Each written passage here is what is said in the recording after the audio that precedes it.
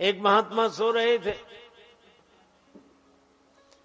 उस देश का राजा घूमने निकला सवेरे सवेरे। महात्मा पड़े थे वृक्ष के नीचे। अरे इतने सुंदर संत सो रहे हैं, इनके शरीर पर ओढ़ने के लिए कुछ नहीं। राजा जो चादर ओढ़े था उतार कर संत को ओढ़ा दिए। महात्मा बोले खुश रहो बेटा, तुम ऐसे ही करते रहो जिंदगी भर। पीछे से एक चोर आया, संत के शरीर पर इतनी कीमती शॉल देखी, दबे पांव आकर शॉल का एक कोना पकड़ा, खींचा और भागा। महात्मा हंसकर बोले खुश रहो बेटा, तुम ऐसे ही करते रहो जिंदगी भर।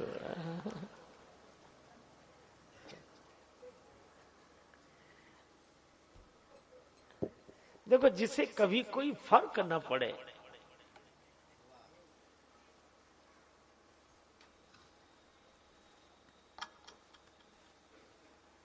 एक महात्मा का सामान खो गया।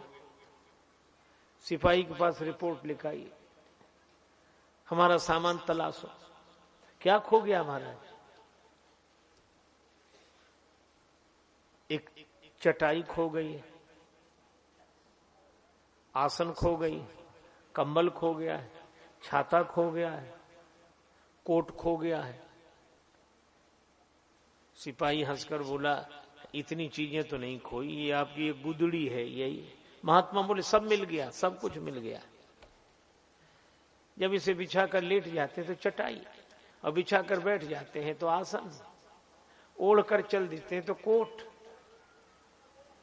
और ओढ़कर सो जाते हैं तो रजाई कंबल, सिर पर रख लेते हैं तो छाता। सब कुछ मिल गया, सब कुछ मिल गया। उसमें ही प्रसन्न है। अगर देखा जाए तो बाहर की चीजों का अभाव साधु के जीवन में भी और भिखारी के जीवन में भी।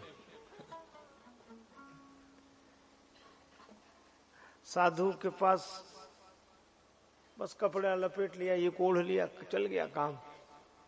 और भिखारी के पास भी ऐसे ही। न भिखारी का कुछ ठिकाना, कहाँ रहेगा, क्या खाएगा, न साधु का कोई ठिकाना।